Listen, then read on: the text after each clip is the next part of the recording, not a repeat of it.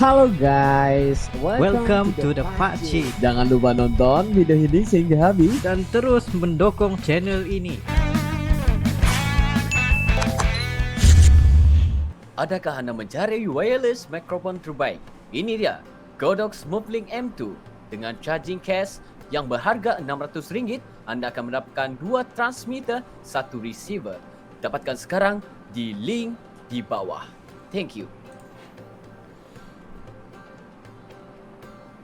Assalamualaikum warahmatullahi wabarakatuh. Kembali lagi dalam The Pakcik dan juga Rili. Assalamualaikum guys, apa kabar kalian? Semoga sehat selalu ya guys. Alhamdulillah Amin, kita amin. bertemu lagi di channel The Pakcik, channel yang memberikan kita informasi, entertainment dan juga reaksi yang Jujur aja ya guys. Alhamdulillah, terima kasih kepada kalian yang terus mendukung channel ini sehingga ke hari ini, dan juga kepada teman-teman kita yang baru saja mampir ke channel The Pakcik. Kita mengucapkan selamat datang, selamat bergabung. Insya Allah ya, kita bakal bikin video yang terkini, terkeren, terupdate, yang penting terviral dan semuanya pokoknya kita sikat guys ya. Yes, yang penting semua yang positif dan hal-hal yang menarik untuk kita reaksi.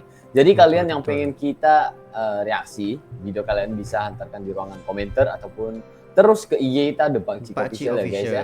Yes. Nah, untuk kali ini kita bakal mereaksi apa Pak?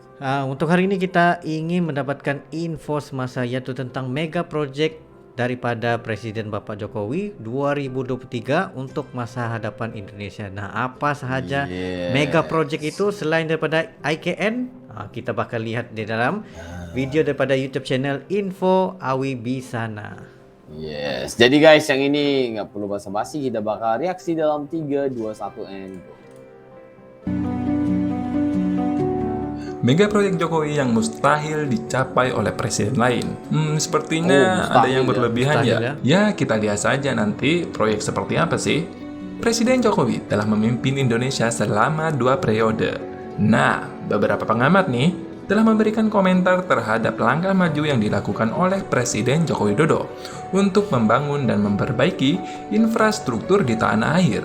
Bukan hanya sukses dari proses perencanaan, tetapi juga aspek penting yang dimulai dari proses pembiayaan, kerjasama usaha pun terlaksana sampai proses pengaplikasian di lapangan juga tereksekusi dengan nyata. Nah, apa saja infrastruktur yang berhasil dibangun oleh Presiden Jokowi untuk masa depan Indonesia?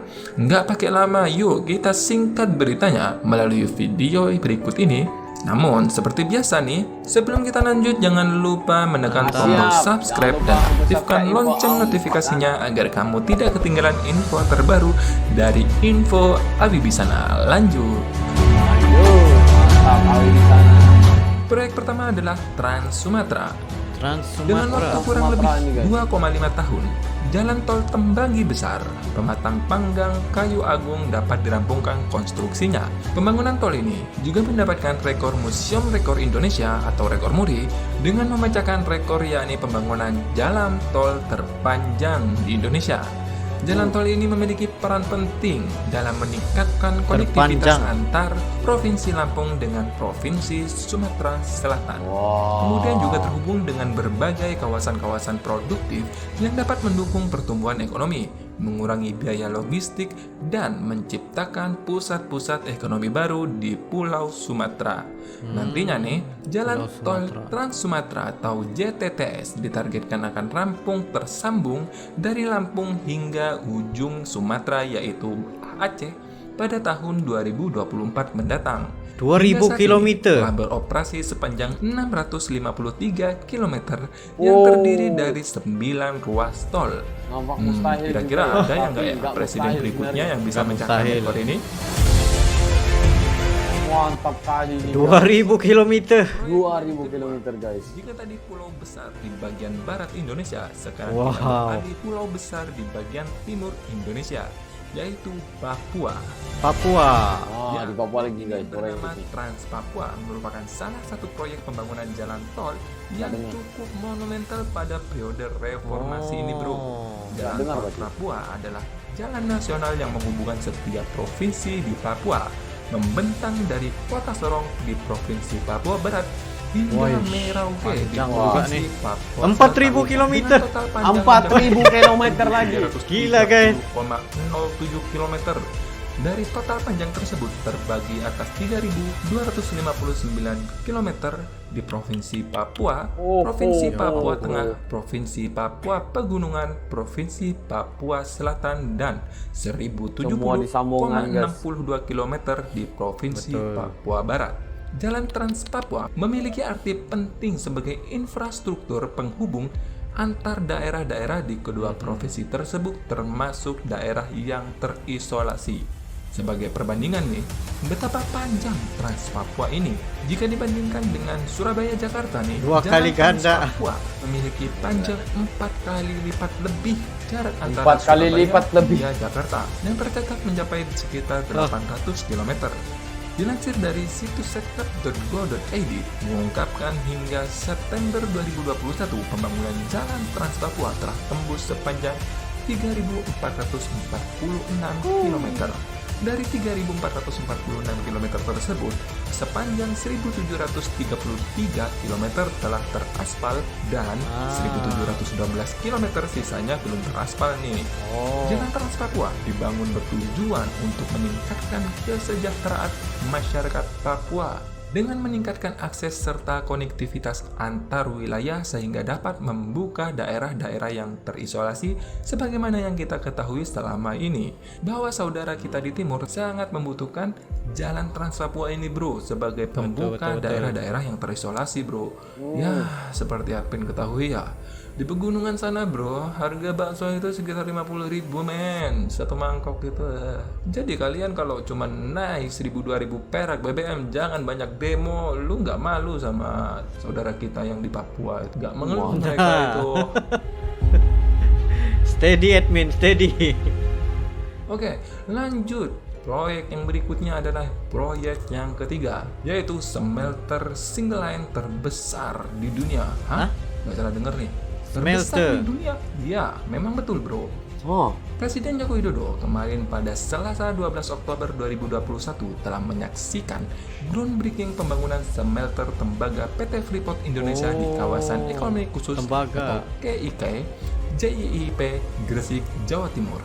Atas pembangunan smelter ini, Jokowi mengungkapkan rasa bangganya karena smelter ini disebut-sebut smelter single line terbesar di dunia. Terbesar di dunia, PT Freeport Indonesia dibangun di atas seluas lahan 100 hektar.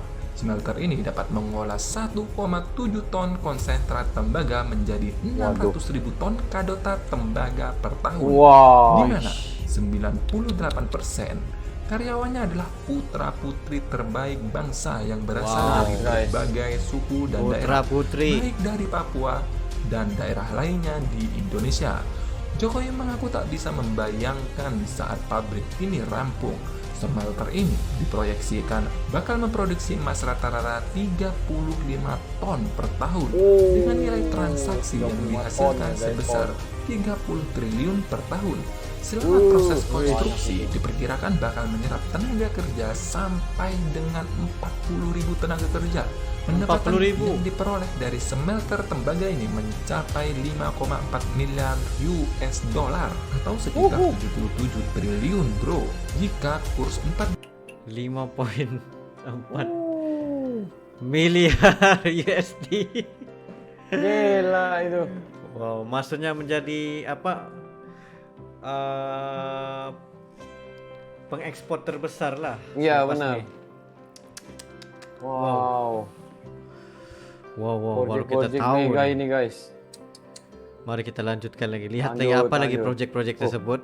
Semakin aku melongo ini ya. Betul nih. Kira-kira ada nggak selain mengambil saham mayoritas Freeport Indonesia 51% bisa membangun smelter sebesar ini? Kira-kira selain Presiden Joko Widodo ada lagi nggak ya? Wah, ada yang lagi nggak berikutnya ya? adalah kereta api Sulawesi. Hah? Kereta api Sulawesi? Jangan diremehkan bro. Sulawesi proyek guys. ini adalah proyek yang sangat rumit. Wah, ini rumit guys. Wacana pembangunan jalur kereta api di Sulawesi ternyata sudah pernah dilakukan jauh sebelumnya. Berdasarkan buku Netherlands in the Stedpoort and Tramwegen pada tahun 1921, halaman 108 dijelaskan bahwa studi kelayakan jalur perkereta apian oleh swasta sudah dimulai sejak 1915.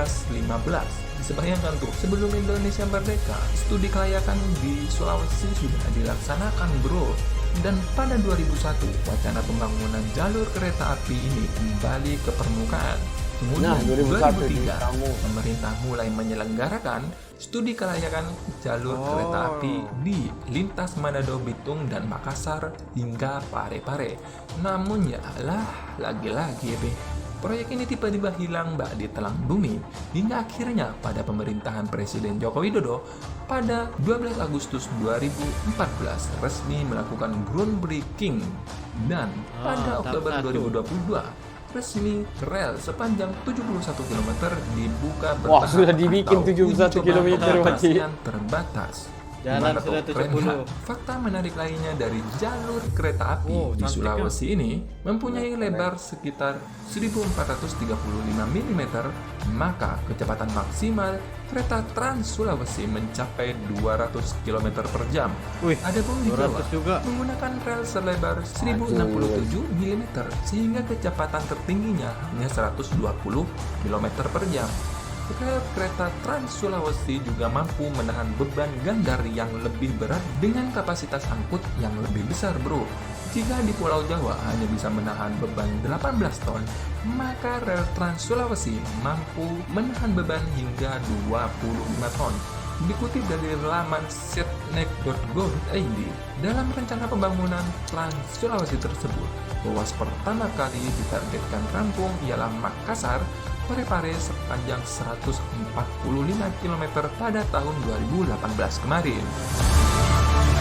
Wow.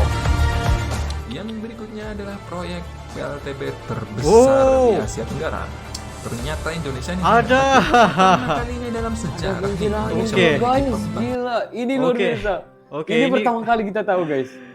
terbesar di Asia Tenggara. Oke, Ini pertama kali kita tahu guys. kincir angin sudah dipasang. Wah, Indonesia luar biasa. Wow, bagi yang kalian yang belum tahu, ini adalah satu proyek yang sangat luar biasa dan juga banyak negara yang nggak bisa juga melakukan ini ya. Betul-betul, karena budgetnya terlalu Besar guys. Ah, Ya, dananya itu Kincir besar angin. banget ini. Wih. Tetapi keuntungan untuk sebuah negara dengan adanya kayak gini itu memang berhasil lah, berhasil. berhasil nih memang. Maksudnya dari segi penghasilan. return of investment-nya memang Yes. terbukti di sini. Ini merupakan Yes, salah benar. satu green teknologi yang perlu diterapkan. Wow, luar Gila, biasa guys. Indonesia. Ini benar-benar aku respect ya. Karena Wow. mereka menggunakan yang ini guys. Wah, luar biasa, luar biasa. Oke, kita lanjut Kita dengerin. lanjut ya. lagi dengar. Apa benar nggak nih ya? listrik tenaga bayu atau tenaga angin di Sidrap Kabupaten Sidrap Kapang, Sulawesi Selatan. Sulawesi. Bahkan tidak Waduh, tanggung-tanggung nih. mantap. PLTB ini merupakan yang pertama sekaligus terbesar di Asia Tenggara. Nah, benar yang Presiden pertama, pertama dan terbesar. Sidrap yang berkapasitas 75 MW pada 2 Juli 2018 kemarin. Menurut Presiden Jokowi, PLTB Sidrap dibangun sejak Agustus 2015 yang telah mulai beroperasi pada awal 2018. PLTB 2018. Sidrap total memiliki 30 menara kincir angin raksasa yang masing-masing tingginya mencapai 80 meter dan Ya panjang baling-baling sekitar 57 meter. Adapun kapasitas 80 turbin meter. menghasilkan energi listrik sebesar 2,5 megawatt. PLTB ini melayani 70.000 Mantap kali ini, pelanggan guys. listrik dengan daya 900 volt yang dilayani oleh PLTB Sidrap bro. 900 Tapi volt itu sayangnya nih besar ya, itu, guys. ini tidak akan bertahan lama guys, karena pemerintah saat ini sedang melakukan studi kelayakan untuk membangun PLTB berkapasitas 150 megawatt atau 2 kali lipat dari PLTB Sidrap yang Waduh. berlokasi di Maksudnya Kecamatan makin naik Kiras, taraf lagi ya? Kabupaten Iya, Sukabumi 2 kali yang segera 2 kali lipat terlaksana lagi guys. dalam Yang ini waktu yang biasa dekat. aja bagi mereka ya. Gimana tuh? Belum ada yang luar biasa. memecahkan rekor, malah dipecahin sendiri nih kayaknya sama Presiden Joko Widodo nih. Dia bagi dia macam nggak puas nih, mau ditambah lagi nih kan. Ya, mau lagi yang project nih meganya harus besar-besar lagi nih guys. Gila. Oke, yang terakhir nih. Ya, memang proyek ini masih belum selesai, bro. Tapi kemungkinan besar nih, proyek ini akan segera beroperasi, bro. Ya, proyek apakah itu? Yaitu proyek Kalimantan Industrial Park. Pada akhir 2021, Presiden Jokowi atau Jokowi meresmikan groundbreaking proyek Green Industrial Park di Kalimantan Utara atau Kaltara. Area proyek hijau itu diklaim menjadi kawasan industri terbesar di dunia dengan investasi 1.848 triliun. Wah, ngeri nggak tuh duit, men? Green Industrial Park adalah kawasan industri yang beroperasi yang menerapkan teknologi maupun produk bersih. Pada umumnya, di kawasan industri hijau tersebut juga terdapat pengolahan limbah dan berkontribusi dalam mengurangi emisi gas rumah kaca. Kawasan industri seperti ini, bro, telah dimulai oleh beberapa negara maju dan berkembang seperti Korea Selatan, Denmark, Cina, Thailand, hingga Jerman. Adapun proyek Green Industrial Park di Kaltara merupakan milik PT Kalimantan Industrial Park Indonesia atau KIPI dan PT Kawasan Industri Kalimantan Indonesia atau KIKI. Luas kawasan industri tersebut, bro, mencapai siap-siap nih 30.000 hektar. Wah, ngeri nggak tuh? Kayak apa luasnya tuh, men? Kawasan Kayak industri apa tersebut luasnya itu? nantinya Berapa padang bakal bola itu, menggunakan guys? energi baru terbarukan sebagai sumber energi utama, dan dua sumber energi diantaranya adalah hydropower dan solar panel. Selain itu, daya listrik juga akan ditopang menggunakan bahan bakar gas. Proses konstruksi proyek itu Bukan main-main. juga ditargetkan rampung pada 2024 dan beroperasi dilakukan bertahap mulai 2023, 2024, hingga 2029. Gimana? Kira-kira ada yang bisa mencahin nggak presiden-presiden berikutnya nih? 5 proyek ini, bro, yang sangat fantastik dan sulit kayaknya nih. Dan sulit, sangat sulit dipecahkan oleh presiden masa depan. Ya, mungkin kalimat yang cocok sih hampir mustahil ya, bro ya. Hampir mustahil, bukan mustahil nih, hampir mustahil. Semoga informasi ini bermanfaat. Terima kasih sudah menonton. Dan jangan lupa dengan menekan tombol like, subscribe, dan komen di bawah. Terima kasih dan sampai jumpa. Oh, dengan penerangan yang sangat bagus, dengan penerangan dengan bahas yang sangat menghiburkan dan juga memberikan kita impact yang rasa penasaran dan kaget itu ada memang info Awisani. Sebenarnya sebelum ini kita pernah melihat ini kita cerita tentang project IKN. Kan sebelum ini kita pernah tengok macam project Nusantara itu sebagai pusat pentadbiran. Tetapi sebenarnya di samping pentadbiran dia menerapkan project hijau sekali. Sebesar 30 hektar. Ya, dan juga banyak yang Industrial. dibikin. Banyak yang dibikin itu yang melalui dengan sumber alam, angin, cahaya, dan juga sesuatu yang natural ya, sumber alam, guys, yang enggak mengganggu ekosistem. Itu yang wow, luar biasa, guys. Pasti ada yang baru tahu juga seperti kita ya. Memang proyek-proyek ini nampak mustahil, tapi enggak mustahil. Ya. Luar biasa, guys, dengan jalan raya tolnya 2000 km. Ada yang sampai sudah dibikin 70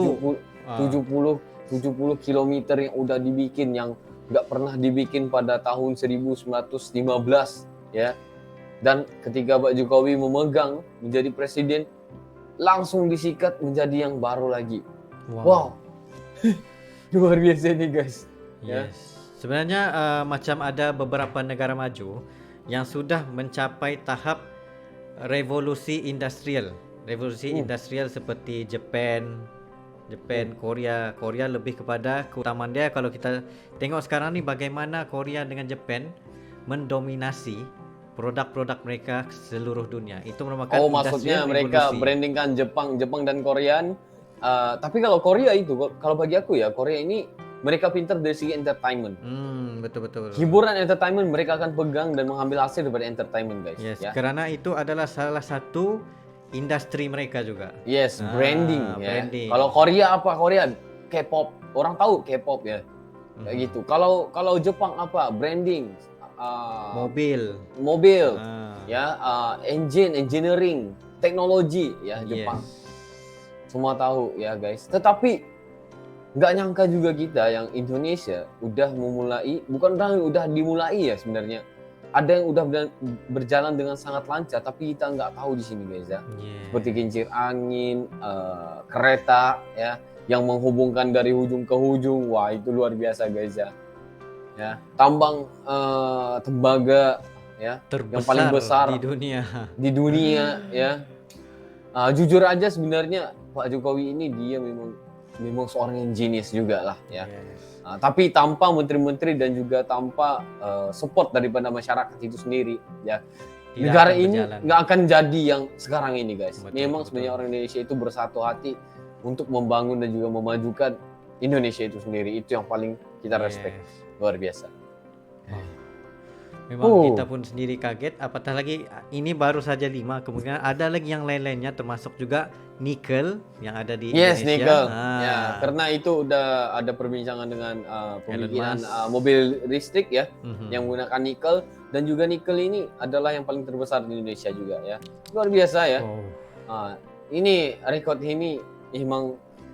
ini ya memang susah untuk diterpecahkan guys ya. Betul.